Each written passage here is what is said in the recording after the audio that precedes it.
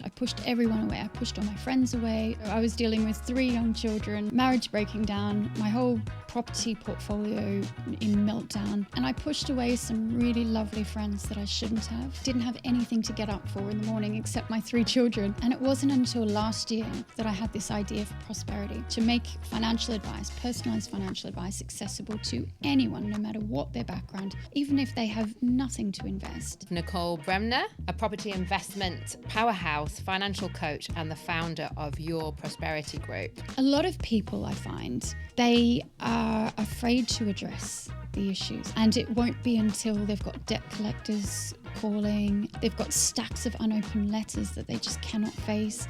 And I remember being like that too. We don't want anyone to know that we're drowning in debt and living this really precarious lifestyle.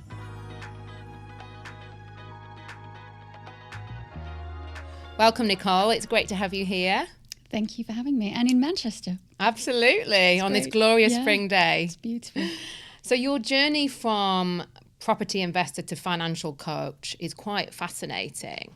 But let's dive in and go back a few years when you wrote that book, Bricking It. Can you tell me a little bit more about the book? Yeah, it's one of those things that I look back on now and kind of cringe, because it was a bit naive and it was in a different era and a different, I guess, time for me as well, and for the economy. It just seemed like it seems tone deaf now, if that makes sense. But it was a book that I wrote off the back of going on a number of speaking engagements at various events, and people would say, "Wow, your story is so great, you should write a book." And after being told this a few times, I thought, well, actually, I should write a book. So I did, and it was published, and it became an Amazon bestseller. And now I look at it and cringe. So I thought, I have to set the record straight. So I've written my second one, which is called Bricked It: How to Lose Millions in Property. And that will be out later this year. Oh, amazing. So it's kind of the sequel to building an empire, and then also the pitfalls of the property world as well. Yeah. And how did you recover from that? Because we all make mistakes when things are right at the time in our careers, in our lives, whether that's relationships, whether that's career choices, business choices. When you had a bit of a downfall, how did you deal with that personally, and what exactly happened? Yeah, well, I'll take you through what happened first. I guess there's ongoing legal action, so it's a bit difficult to go into specifics. But very broadly speaking, myself and my business partners expanded far too fast, and we didn't have the right guardrails in place, and just took on far too many projects. At one time I had I had 9 different projects, over 110 flats and properties across London, and it was just too much. They were always supposed to be staged in this pipeline, and it didn't happen like that. In the end, because of various circumstances, they all ended up being built at the same time, and it was just too much. And the economy changed. In 2016, we had that lovely trifecta of the Brexit vote. We had the changes to stamp duty and land tax on property investors and developers, and we had some additional Section 24 tax changes for landlords. So all of this happened at once, and it completely took the bottom out of the property market. And there are still some areas, some luxury areas of London, that have not recovered to their pre-2016 levels. And wow. It was just a completely different time. So that happened. There was a lot of fallout from that, because I was the face of the brand. And it doesn't matter that I didn't do anything wrong. I was the face, and people had trusted me. And that was very, very difficult. So that's a very quick summary of what happened. How I dealt with it was really badly in hindsight. And at first I tried to fight for my innocence and say, look, I've done nothing wrong. I'll show you. I'm completely transparent. Look, I've done nothing wrong. And people were just saying, my investors were saying, we don't care whether you did right or wrong. Just get us out of this. So, and I fought legally. I spent well over 6 figures on legal fees. And then I just went to ground. I pushed everyone away. I pushed all my friends away. At the same time, my marriage had broken down around that time as well. So I was dealing with 3 young children, marriage breaking down, my whole property portfolio in meltdown. And Yeah, I retreated, and I pushed away some really lovely friends that I shouldn't have. In a way, I wanted to protect people from any contagion, but it was just a really difficult time. So I retreated, and then I gradually worked my way through that with various therapy and coaching. Yeah. Sounds so cliche, doesn't it? No, But not at all. it really did help, and it's finally last year when I thought, okay, I'm ready to stop apologizing. I have done nothing wrong. I've had so many people try and stick things on me that they've not stuck, because I've done nothing wrong. So yeah, it's been a process. It's been a very long journey. I am very fortunate that I have got some beautiful friends. I've got a lovely partner that I met as well during that time, or after that time. Some of my friends, it was interesting the way they reacted. I had some friends that said, "Oh, how dare you push me away? I'm here for you." And then I had another friend that just said, "I don't want to be another one of your problems. I'm here when you need me. When you don't, I'm not, but I'm always here." And that was so refreshing, because that's taught me how to be a friend. It's not about you, it's about the other person. And so I'll always be very thankful to Laura and Helen and Sam, especially for the way that they were during that period. So yeah, that's sort of how I dealt with it, or didn't deal with it. Well, you dealt with it in the end, though. Sometimes you just need to retreat and get your ducks in a row and rebuild. And so brave of you to do that as well. It's quite an experience you went through, and that good old saying, what doesn't kill you makes you stronger. And we all learn from our mistakes, or whether it's our fault or it's the economies or whatever else is going on in our life, and it makes us stronger. It gives us greater perspective on what to do next. Yeah, definitely. So what are you up to these days with prosperity? Yeah, so I was really fortunate to recover some of my funds, and I also had quite a large property portfolio that I've managed to sell down during lockdown, when property went crazy in sort of 2021, 22. So fortunately, I was able to sell a lot of property down into that upturn. So it means that I'm in a position where I don't have to work for money. But I want to do something, and I wanted to do something that really made a difference and gave me purpose. And I think that was the most difficult thing for me over the sort of 5 years of rebuilding, is that I was completely purposeless. And I didn't have anything to get up for in the morning except my 3 children. And I couldn't even be bothered getting up for myself. But for them, I had to. So that was quite good. But I had no purpose. And it wasn't until last year that I had this idea for prosperity. My background is actually as a financial advisor. So I was the youngest ever chartered financial planner in Australia. And I had worked in finance for many years before I started property development. So I thought, what if I went back to those roots and made just personalized financial advice accessible to everyone? There's this growing issue in most of the Western world, be it the UK, America, Australia, New Zealand, where financial advisors, regulated financial advisors, they can't afford to give people advice if they've got less than about 120,000 net investable assets, because of the way that the fee structure is. And the increased regulation means that 120 is getting higher and higher and higher. So when you come to situations where you really need advice, such as death and divorce and other life changes, you all of a sudden find that you can't get it. And you might be earning 100 grand a year and have 20,000 pounds to invest. You will struggle to find a financial advisor if that's you, which is crazy when you think this someone earning that amount of money with 20,000 to save and invest. That's a lot of money. So that's when I thought, okay, something has to be done about this. We need to address this advice gap.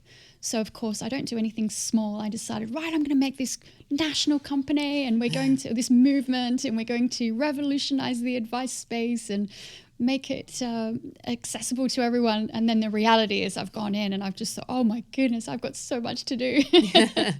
But yes, so that's the idea, is to make financial advice, personalized financial advice, accessible to anyone, no matter what their background, even if they have nothing to invest, and just democratize that sort of financial advice. Amazing. And how does it actually work? So someone, say in their early 20s, they had 10 grand to invest. How do they get advice from you?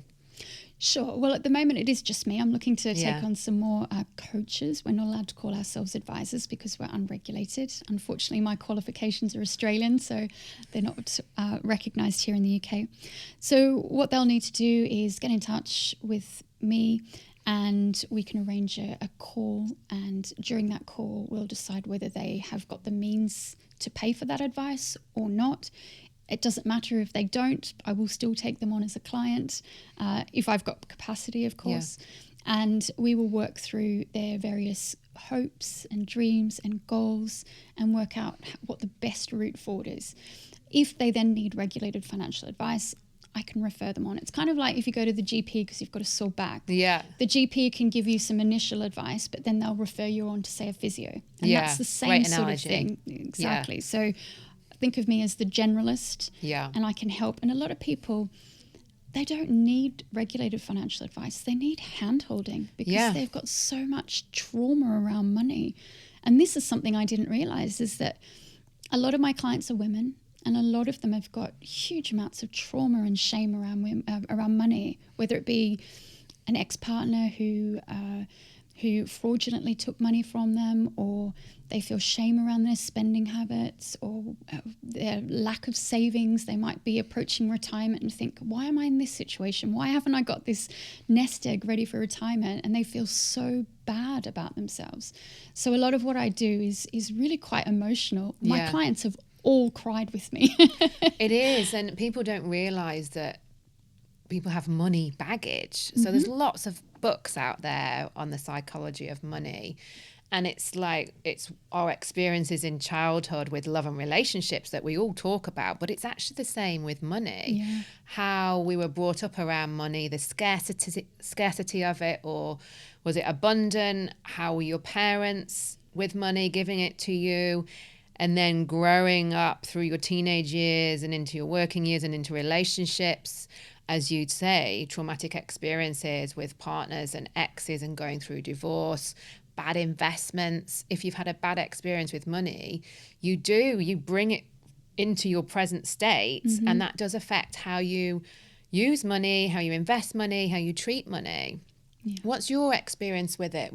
How are you debunking that with a lot of the women that come to you? It is just working through it. It really is. And it's recognizing. That's the first step. Yeah. And what I find with people, and I'm working with a lot of property investors right now. Yeah. Because obviously I've got this property experience, which has been quite negative on the whole, actually. And so I can bring that in. I'm in this very unique position where I'm experienced in property, but also financial advice. So a lot of people, I find, they are afraid to address the issues, and they really do bury their head in the sand. And it won't be until they've got debt collectors calling, bailiffs, they've got stacks of unopened letters that they just cannot face. And I remember being like that too. I remember getting companies' house letters through and just not even having the strength to deal with them. And that's what I find, is that a lot of the women I'm dealing with, they really are in this situation where they feel like they've got nowhere to turn. They don't want their friends to know, because of course we've all got this certain pride image that we've got to put out there, and we don't want anyone to know that we're drowning in debt and that we are living this really precarious lifestyle. We've got this image to uphold. So that's what I find as well with some of my clients, is that they're scared to address it. And that's when they come to me.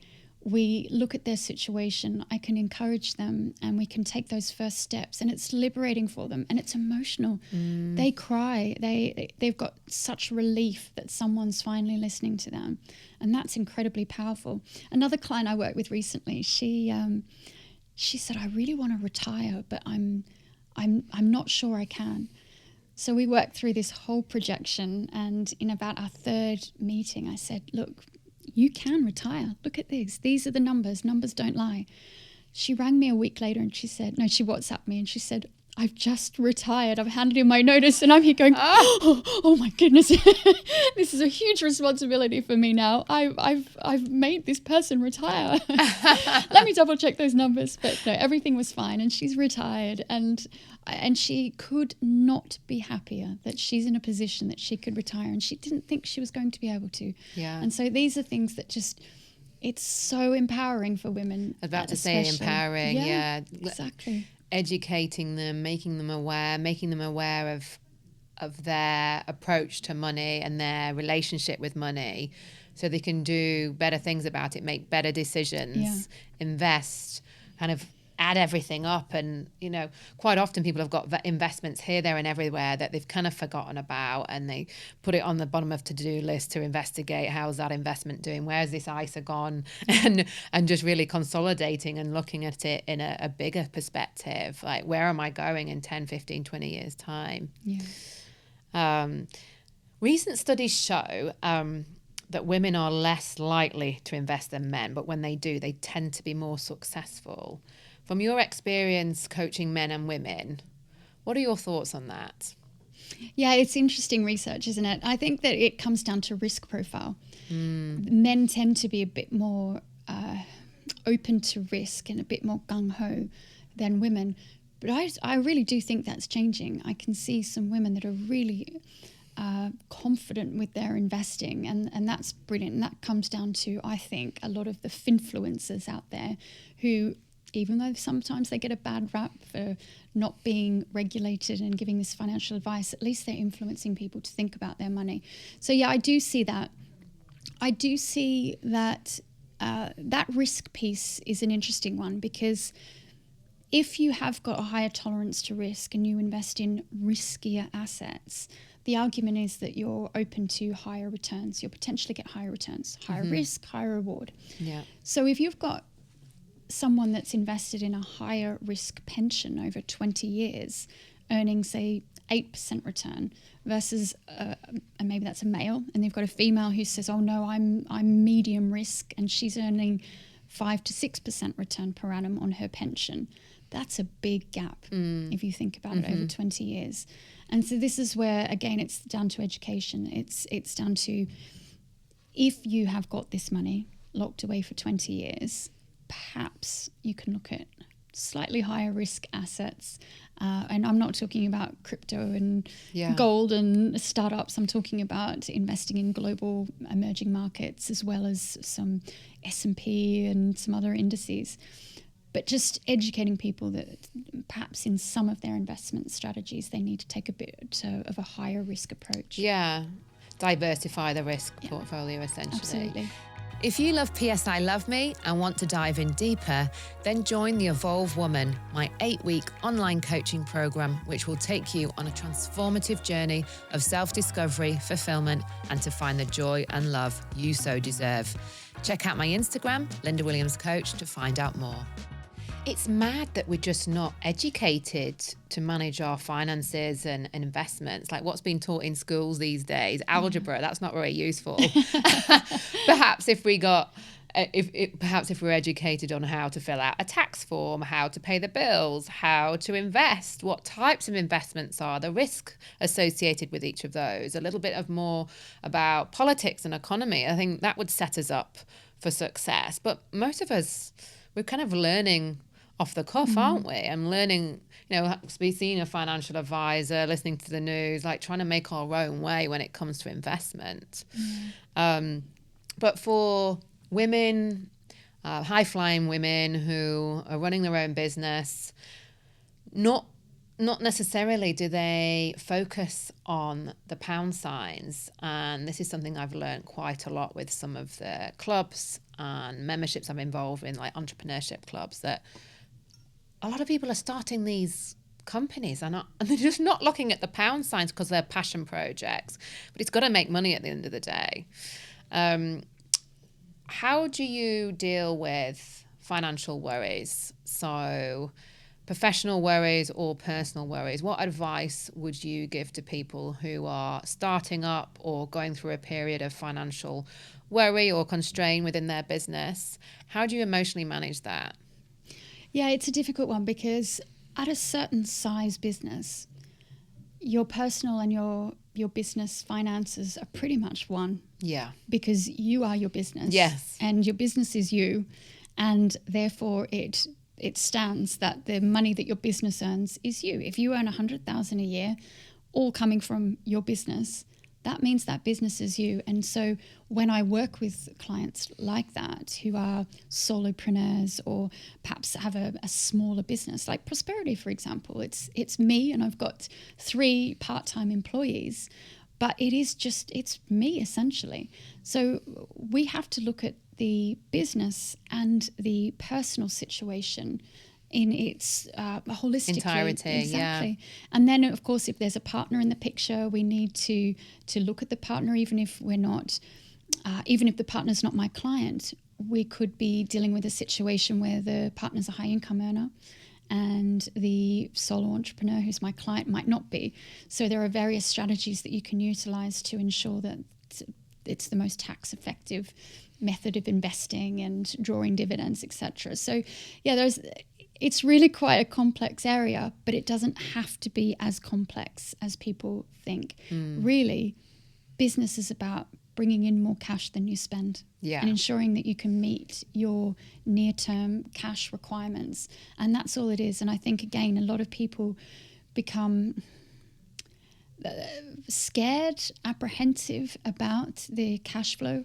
And it's about just being realistic about what's coming in, what has to go out, and ensuring that you keep those in balance, and then have a longer term view about how best to structure things to be most tax efficient and also efficient for your future. You need to set aside money for the future. Yeah, absolutely. It isn't that difficult. It's just being on top of it, being on top of the figures, having some financial support, whether that's an accountant or someone to do the books for you.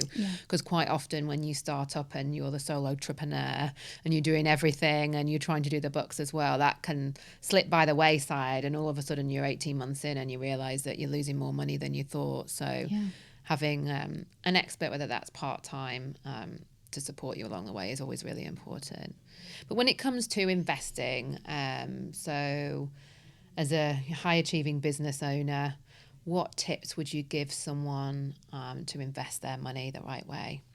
Diversify. So the whole premise of my new book, Bricked It, is that you need to diversify your portfolio. If you overinvest in anything, and that includes your own business, if you overinvest in anything, it destabilizes you, and it means that you will not have a balanced portfolio. So in my situation, it was property. I was overinvested in property, and every single market is cyclical. And by overinvesting in one particular asset class, it means that when it goes down and the others are going up, you have no exposure to the upside. You've only got exposure to the down. So really, the fundamental word here is the one that you said earlier, which is diversification. Have a really diversified portfolio. Be aware that if you own a home, you're probably already overexposed to property as an investment class. That's right. Because for most of us, it's our biggest asset. If you've then got your business and you're not taking cash out of that business and putting it into other investments, and you keep reinvesting that in your company, you're overinvesting in that company. And I can't think of anything that's not cyclical in some way, shape or form. Also, if something happens to you, if you're a solopreneur or life throws curveballs all the time. I've got one client that he was going so well. Life was going really, really well. He had this 18-month adventure of that he was going to take, where he was going to just become he was just going to travel the world and work from his van and wherever life took him. He had an accident, and that just wiped him out for 4 years. It wiped out all his earnings potential. Wow. And so had he had other investments, he wouldn't be in such a terrible situation. Fortunately for him, he's got himself back on his feet now. But you don't know what's going to happen. And we're talking about someone who's relatively young and healthy, and one accident derailed his life for a number of years. So just be really mindful about where you are investing your money. And if you're fortunate enough to have positive cash flow each month, invest it somewhere other than your business. Yeah. And that means that you'll have a solid base one day if you need it. Yeah, good advice. So we touched on this earlier about sharing the highs and lows of money and investments with friends. We've all got this ick about it. We don't talk about money at the dinner table.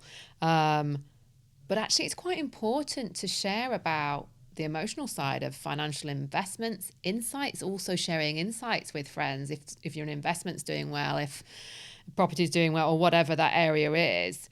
What strategies have you found works for when you discuss money and investment with friends and family?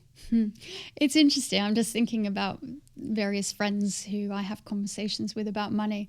And I know my best friends, the ones that I mentioned earlier, Helen, Laura, Sam, I know that if we talk about money, we've each got each other's back. And we are happy for each other. When one of them's buying an amazing house in London, we're overjoyed for them and really, really happy.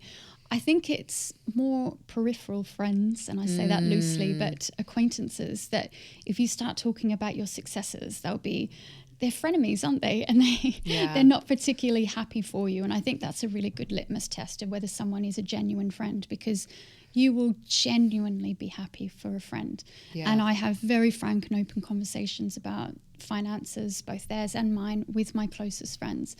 With acquaintances, I'm quite transparent. I'm an open book anyway, so I don't really hide much. Yeah. But it is harder, and it's more challenging because you don't know how they're going to react, and you don't know if they're going to feel negatively about your situation. And it's difficult. And I think just pick your I was going to say pick your partners, but pick those who you choose to disclose certain things. But what's actually interesting about this is often it's family who are most critical about your financial decisions. So I'm thinking about a client in particular, and she had a bit of a windfall, and she did not want to tell her family. And she was saying, well, maybe I can hide it here and I don't have to talk about it. And it was, okay, this is a big, big issue for us to delve into. Why is it that your family? And my goal was to try and convince her that she should feel proud of herself and be able to share this with her family. But in the end, I realized that actually it was best for her that she didn't disclose this to her family, because it would harm her more by sharing that. They would have different expectations of her, and it might even impact her inheritance, for example, and that of her children, if she shared this. And so we realized that actually she was best keeping this to herself. So I often find that it is family that's often more challenging in being open and honest with. They seem to have a slightly different agenda. Yes. I know they've got your back, but it's nuanced. Yeah. Well, you can pick your friends, but you can't choose your family. And I think speaking with the right friends and people who you trust and you've been vulnerable with before, and you trust them with your inner thoughts and experiences from, relationships and careers, and then just tippy-toeing talking about money and see how they react before you disclose. It's like anything, really. It's building that connection and trust before you share something that's quite big and impactful on your life. And you don't want to be judged, whether it's you've made an investment mistake or your business is drowning at the moment, or indeed you've got a windfall. It's like, if you win the Euro Millions, if you win the Euro Millions, 50 million, would you tell anyone? I love those Instagram memes that if I won Euro Millions, I wouldn't tell anyone, but there'd be signs and there's someone driving a big pink convertible Cadillac or something. I know. I wouldn't want people to love me for my money, right? Exactly. Yeah, I've just got a few Aston Martins on the driveway. So as someone who's experienced all the highs and lows of your business and your challenges, and you've managed your financial worries as a busy entrepreneur, what practices now, having been through all of that, help you maintain a positive outlook and perspective moving forward? I find that a bit difficult to answer, and the reason is that it's easy for me to say that when I'm in a financially secure position. And I think back to times not even that long ago, but sort of 2019, 2020, when I was, for whatever reason, really, really struggling for money because of the various legal cases that I was in. And it's very difficult to be positive and optimistic when all you can see is debt and hardship and struggle, and when every month you're wondering how you're going to meet your bills. And so I feel that it's easy for me now to say, oh yeah, just do this and everything will fall into place. I'm in a very fortunate position where I can, within reason, I'm certainly not made of money, but I have enough, if you know what I mean. But I think that for people, it's the first thing that they have to do is be aware. Be really aware of their situation. And as soon as they acknowledge their situation, often that is a huge relief. And once they recognize where they are, then they can make a plan to get out of it. And they can then start putting some really good habits and processes in place in order to deal with that. Whether it be, I know for me, I've got a credit card that I use every month for everything. And it's got a set limit on it. And I know that if I then go over that limit, I've overspent that month. And every month then I just pay off that complete balance and I start again. And that's my method for budgeting. That's how I deal with my budgeting. It's just that credit card. Simple. Yeah. And that works for me. I know other clients that works for. Other people need to be a lot more methodical. I know in the past, I really wanted to get a good grasp on what I was spending on down to the granular. And so I used a great app called Pocket something. I have to remember that, but it was a really good app, and it would feed directly from my bank accounts and credit cards, and it would give me in really in detail, but then grouped into various categories, what I was spending on each month and how that was tracking compared to the months prior. And for me, that was a really good exercise to be able to set a baseline to say, okay, I need X a month to live on. If I just tweak this a little bit more, I can have a bit more for my holiday fund, or maybe have a little bit more for the children to do this because I seem to be overspending in that every month. So it really does depend on the client, and it depends what triggers them. Because it's kind of, we were having a conversation before we came on air about weighing yourself. And for some people, if you weigh yourself every day, it will trigger you and it will cause you to overeat due to the emotional issues around weight and food.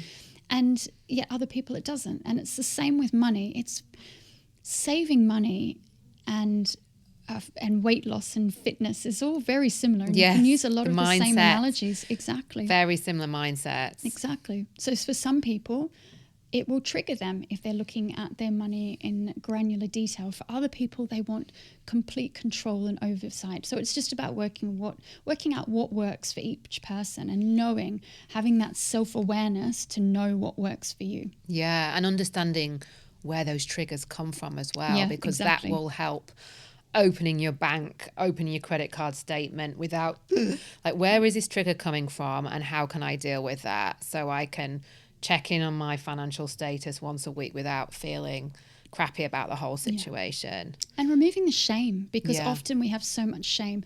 I remember I developed a bit of a Net-a-Porter addiction at one point, and I used to order it in my sleep, and it was awful. And then they would arrive the next day with these boxes. I lived in London at the time, so it was next day delivery or same day delivery sometimes, and these boxes would arrive and I'd have to try and hide them from my husband because I had such shame around this addiction that I had. And so again, it's about working out what is bringing people shame around money, and then trying to work out those triggers and what's causing that. Why are they feeling that they need to fill this void with spending, with shopping, with food, with whatever that might be? Yeah, what is it trying to mask? Because generally speaking with addictions, it's filling a void that they're unhappy with, whether it's anxiety, depression, some trauma that they haven't processed or dealt with. It's normally one of those things: self-confidence, self-worth, self-love, proving yourself. I mean, the list goes on. Or the dopamine hit. Yes. Quite simply, it can just be dopamine that addiction. Yeah, exactly. And dopamine's a huge thing these days with social media and everything else that we can get ourselves hooked on. So And, you know, you're a busy lady these days. You spend quite a few months a year sailing. You're a mum to 3 teenagers. Yes. Yeah. And then you have your property development and prosperity. How do you manage it all? How do you keep yourself sane and fill your own cup up as well? Well at certain times and not so well at others. I'm definitely going through a not so well at the moment. It is really busy to manage, but I tend to have seasons where I do things. So I tend to take 1 to 2 months where I just go all in on one project and do as much as I can on that project, and then I'll sort of step back from it and then focus on the next thing. Obviously there's always my children that need me for various things. Usually it's just food and taxiing, but occasionally they need a bit of emotional support too. But so that's a constant, and also running your home is a constant. But as for projects, I will go all in on one and just deal with that almost exclusively for a while, and then I will pick up another one. So at the moment it's my house. I bought a new house and I've been renovating it, and I've actually been on the tools, as you can see from my hands, and only because there's just not enough skilled labour in the area of Kent that I've moved to. So I get frustrated with the pace of things. So I think, right, I can paint, I can do that, so I will. So I'll spend days at a time just painting and doing various bits. So yeah, for me it is being quite almost obsessive about a project and going all in on it for a season, and then taking a breath and going on to the next one. Not biting off more than you can chew. Oh, I do is that. What you probably, well, we all do. But I think that's probably one of the things that you've learnt with, you know, your early career in property investment, is not taking on too much and enjoying the process as well. Like, it seems like you really love all your renovations by your Instagram feed. Yeah, I do. And I also realizing that I love working with clients. It energizes me. But I can't show up to my clients if I have too many. Yeah. So I've had to limit the number of clients I take on, which kind of goes against the ethos where it's supposed to be financial advice for everyone. It is, but I just might not be able to fit you in this month. It might be next month, unless it's an emergency. So for me, that's been quite something that I've become quite aware of, is that actually I can't fit more than, for me, it's about 4 clients a month, which means 4 calls a week. That's as much as I can do. So being aware of that also is of your was capacity. quite a good thing. Yeah, that's my capacity. And when in terms of self-care, how do you look after yourself? Again, not very well at the moment. Oh my goodness, it's been terrible. I had to run from St Pancras to Euston today, and I made it. I made my train. I must have looked hilarious running along with my heavy briefcase, but my lungs were aching once I got to the train, and that showed me that I have not been prioritizing me and my self-care. And so that's the next project that I'm going to become obsessed with in the next couple of weeks once my house is done. And that's get back to my daily yoga routine, get back to my being very intentional about my self-care and about my food, and not just grabbing something because it's there. My default is a bowl, you know, those bowl soups, half a soup, slice of sourdough, lunch done. And so I'll tend to eat the same thing, yogurt with berries and granola if I eat breakfast, a bowl soup, and then a HelloFresh meal with my kids in the evening. So I want to be a bit more intentional about what I eat and what I do. So I've got another whole project that I'll be working on over the coming weeks around that. But again, I do go through fits and starts when it comes to that. But on the whole, I do yoga every day, and that tends to ground me, and that takes in my meditation and my breath work as well. I've got a set routine that I do every single day. It takes 24 minutes, and it just really sets me up for the day. And at least I feel like I've achieved something. It's kind of like if I make my bed and then do my yoga every day, I feel like I've achieved so much. And then I've got 3 dogs, so I have to take them walking every day. So that gets you out. Yeah, exactly. That gets you out. I know self-care is so important when you're trying to look after everyone else, your clients, your family, your partner, the dog. So 3 dogs, 3 kids. Got a lot going on, girl. Yeah, I do. And it's interesting because my partner, he feels like he's in last place behind everything else, and yet I probably feel that I'm in last place. I feel like I definitely put him ahead. So this is a little point of contention between us, is that he feels that he's at the bottom of the list, whereas I feel that I'm at the bottom of the list. So it's about trying to move myself up, because it's like that saying on the plane, put your own mask on first before you attend to others. And I'm realizing as I get older and approaching 50 that I need to put my own mask on first before I can be fit and healthy enough to look after those around me. No, I totally agree. If your cup isn't full, you can't give from an empty cup, can you? No. And we're constantly reminding ourselves of that as busy, high achieving women trying to do it all, and the pressure to try and do it all. But you're right, there's seasons for all these stages. We can't do everything at once. You know, sometimes we're more busy at work, and then we've got more time for our partner and our children. It's not balancing the books every single day. It's just, and communicating with all those areas as well, how much time you can give them. So your partner and your kids and your clients, I'm full on this week, but next week I'll be able to see you. And I think communication is such a big thing when juggling all areas of your life. Yeah. So to wrap up, what are 3 steps our listeners can take to improve their financial well-being and feel more empowered about their future? I know we mentioned awareness before, but anything else? Yeah, so that is the first step, is awareness, and being realistic is that it's kind of like standing on that scale and seeing what your weight is. The same thing is with your finances, is you need to lay your finances bare, look at every single account that you have, whether it be a credit card, your current account, your loan accounts, your investment accounts. Have a really good look at them. Set up a very simple spreadsheet, back of an envelope, it doesn't matter, and just get a really realistic look at where you are and be aware. That would be your first step. And then the second one is to have priorities. I worked with a client recently who we couldn't set any investment goals because he had no life goals. And it was really interesting. It's, well, what do? You've got this money, but you have no goals. How do we know what to do with it if you have no goals? And so I think that's the second one, is to have some goals in place and some intentions for what you want, because money's a tool. It's not anything else except a tool for you to use to live the life that you want to live. So important, not knowing what your why or your purpose is. I see a lot of people making so much money, but they're lost.